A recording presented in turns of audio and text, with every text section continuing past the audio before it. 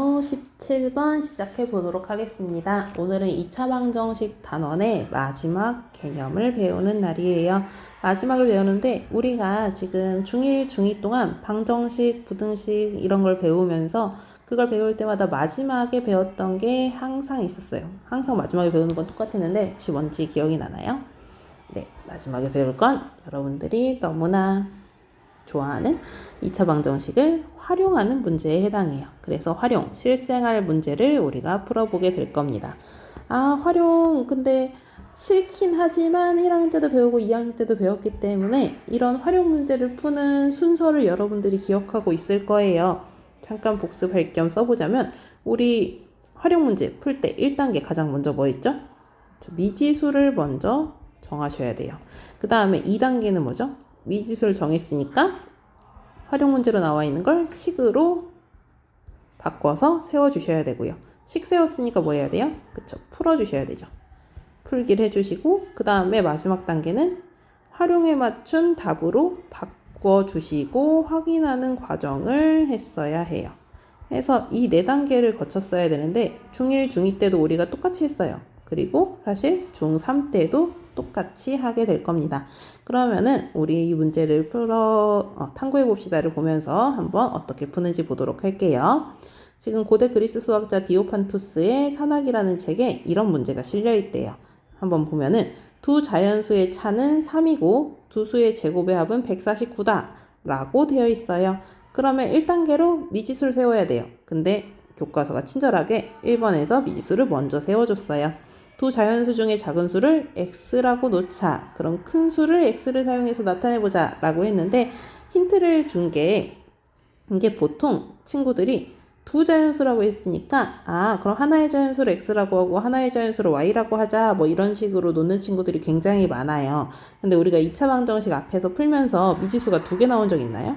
없죠. 미지수가 2개가 나오면 문제 풀이하는 게 어려워져요. 그래서 여기 문제에 나와 있는 것처럼 미지수를 하나 놔야 되고요. 그리고 하나 놓을 때 두 자연수 중 그냥 하나를 x라고 하자라고 하면은 그게 큰 건지 작은 건지 판단이 안 되니까 두 자연수라고 했으면 작은 수를 x라고 하자 또는 뭐 큰 수를 x라고 하자 하는 것처럼 정확하게 표현을 해주셔야 돼요. 그럼 이제 큰 수를 표현을 해봐야 되는데 표현하려면 조건을 봐야겠죠. 여기 이 문제에서 첫 번째 조건은 두 자연수의 차가 3이에요. 그 다음에 두 번째 조건은 두 수의 제곱의 합은 149예요가 나와 있어요. 그럼 이제 이 친구를 이용해서 큰 수랑 작은 수의 차가 3이니까 큰 수는 지금 자연수보다 얼만큼 큰 수에 해당해요? 작은 수보다? 그쵸. 3만큼 더 큰 수에 해당해서 큰 수는 x 더하기 3이야 라고 우리가 표현할 수가 있을 거예요. 큰 수라고 하면 좀 그래요. 큰 자연수. 자, 그럼 이제 조건에 맞는 2차 방정식을 만들어 보면 두 번째 조건 이용해야겠죠? 두 수의 제곱의 합은 149야 라고 했으니까 이 두 수, 작은 수의 제곱, 그 다음에 큰 수의 제곱, x 더하기 3의 제곱의 합이 149야 라고 우린 식을 만들었죠. 그러니까 3단계 두 자연수를 이제 구해봐야 돼요. 이제 2차 방정식 풀어야 되니까 이런 형태면 우리 풀기 어렵잖아요. 그래서 쭉 전개해서 정리해 볼게요. 전개하는 건 쉬우니까 이렇게 나오고요. 그리고 정리하면 2x 더하기 6x 149 2항에서 마이너스 140은 0이 돼요.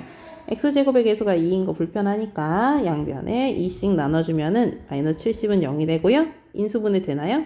그쵸, 되죠. 7과 10. 그래서 x 더하기 10, x 빼기 7은 0이 나오게 될 거예요. 그러면 x에 해당하는 게 x는 마이너스 10 또는 x는 7이야. 이게 나오게 되는데 근데 보통 여러분들이 많이 틀리는 게 여기서 끝내는 친구들이 많아요. 여기서 그냥 이 두 개 다 답이에요 라고 하면 되나요? 안 되죠. 여러분들이 지금 어떤 거 생각해야 돼요? 이 문제에서 x는 자연수였어요. 자연수였으니까 우리 x가 될 수 있는 건 그쵸 7밖에 없죠. 근데 또 여기서 끝내는 친구들이 많아요. 여기서 끝내면 되나요? 안 돼요. 여러분들은 활용 문제에서 항상 주의 깊게 봐야 되는 게 뭘 구하라고 했는지를 잘 보셔야 돼요. 지금 여기 나와 있다시피 두 자연수를 구해봐 라고 했으니까 작은 자연수, 큰 자연수 각각 구해 보셔야 돼요.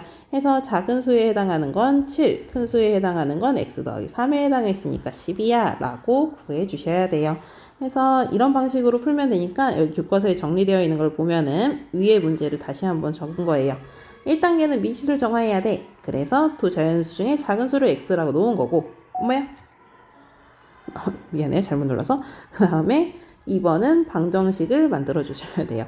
방정식은 두 수의 차가 3이니까 큰 수가 뭐야? 라는 거 반드시 표현해 주셔야 되고, 그 다음에 이렇게 식을 아까처럼 세워주시면 돼요. 그 다음에 방정식 풀기를 해주시면 되는데, 그냥 풀 때 여러분들이 잘 풀어요. 이제 방정식 푸는 건 다 배웠으니까 잘 푸는데, 어떤 일을 많이 하냐면, 요렇게 하고, 요렇게 했으면, 아, 나 이제 해 보인다. 하고서, 요렇게 바로 해를 구하는 친구들이 종종 있어요. 물론 해 보이죠. 해 보이는데, 우리는 인수분해를 이용해서 푸는 거, 완전제곱식을 이용해서 푸는 거, 근해공식을 이용해서 푸는 거 지금 배웠기 때문에 이거 꼭 과정이 필요해요. 우리 서술형이나 이런 거 할 때 과정 없으면 감점되잖아요. 과정 필요하기 때문에 이 인수분해를 이용해서 풀었어요 라는 이 과정, 이 모습 꼭 필요하다는 거 주의해서 풀어주도록 할게요. 그럼 이게 됐으니까 이제 확인하기 단계에서 자연수인 거 이용해서 x는 7. 그럼 작은 수는 7이니까 이거 하나만 구하는 게 아니고 큰 수가 10이야 해서 여기까지 여러분들이 잘 구해 주셔야 돼요. 그리고 막 대입해가지고 다시 맞는지 막 확인하고 이런 과정이 항상 1, 2학년 때도 있었지만 이것까지 하라고 한 적은 없었고요. 서술형 할 때 맨날 이거 하라고 한 적 없었죠. 우리는 여기까지 확인을 하고 그 다음에 이 문제에서는 아니지만 다른 문제에서 항상 활용에 맞춘 답으로 바꿔주셔야 돼요. 거리는 거리에 맞게, 길이는 길이에 맞게, 뭐 시간은 시간에 맞게 이렇게 바꿔주는 과정 필요하다는 거 활용에 맞춘 답으로 만들어줘야 된다라는 거 꼭 기억하시도록 할게요. 해서 다시 한번 정리하자면 1번 뜻 파악하고 미지수 놓는다. 2번 식을 만든다. 3번 해를 구한다. 4번 문제 뜻에 맞는지 확인한다. 여러분들이 이 과정 꼭 거쳐주셔야 됩니다. 이제 예제 6번 봐볼게요.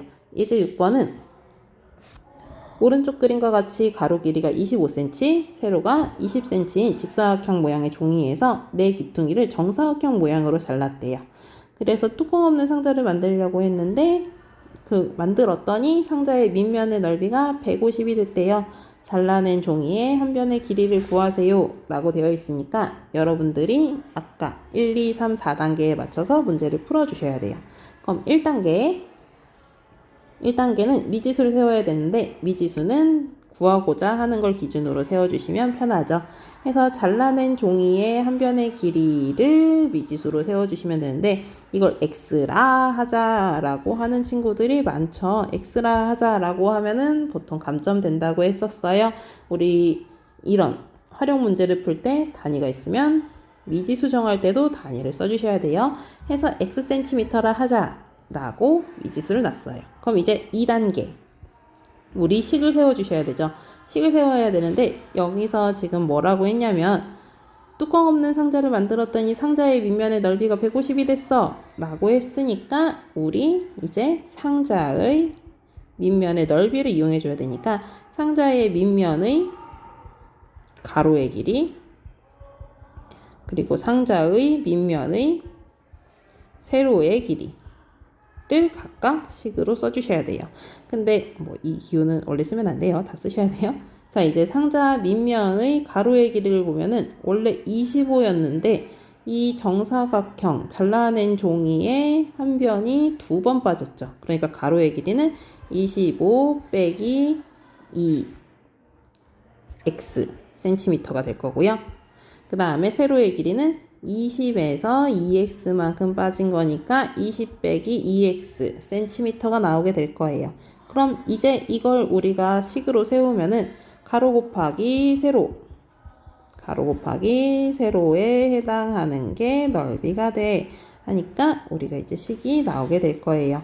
그럼 이제 이 친구들 전개해서 풀면은 우리 4x제곱 나오고 마이너스 40 마이너스 50이니까 마이너스 90x 더하기 500이 150이 나오게 되죠.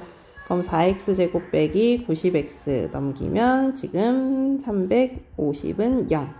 그럼 여기서 약분 2로 되죠? 2x제곱 빼기 45x 더하기 175는 0이 나오게 되고요. 얘네 다행히 인수분해가 되네요. 2와 1, 그 다음에 5와 35로 인수분해가 돼서 이렇게 나오게 될 거예요. 그러면 얘네는 2x 빼기 35, x 빼기 5는 0이 되죠. 이 과정이 요거 있죠. 요 부분, 요 과정 또 여러분들이 써주시는 게 좋기는 해요. 일단 과정이나 이런 게 더 들어가 있으면 좋으니까 일단 최소한 이건 무조건 있어야 되고요. 해서 얘가 됐다라고 하면은 얘네 x는 2분의 35 또는 x는 5가 나왔어요. x는 5가 나왔으니까 그러면은 이제 얘는 둘 다 양수니까 길이로서 문제가 없네 라고 하시면 되나요? 자, 안 돼요. 왜냐면 x가 그냥 길이로서도 있었지만 여기에서 가로의 길이가 25 빼기 2x, 20 빼기 2x 얘가 있었어요. 그러면은 25 빼기 2x보다 20 빼기 2x가 작으니까 20 빼기 2x가 0보다 커야 돼요. 이거이므로 20이 2x, 즉 x는 10보다 작아야 돼요. 이런 조건들 꼭 써주셔야 됩니다. 이런 길이 문제 있을 때. 이거이므로 10보다 작아야 되니까 어떤 게 안 돼요? 2분의 35는 10보다 크죠? 따라서 x는 5만 가능한 거예요. 그럼 따라서 잘 나오는 종이의 한 변의 길이는 5cm야 라고 여러분들이 답을 해주셔야 합니다. 그래서 왜 어떤 것만 성립하는지 이유까지 써주시고 x는 5 구하시고 마지막에 항상 그렇지만 단위가 있는 문제였다면 마지막 답까지 단위를 써주셔야 됩니다. 오늘은 여기까지고요. 이 뒤에 문제들 여러분이 수업 시간에 풀도록 할게요.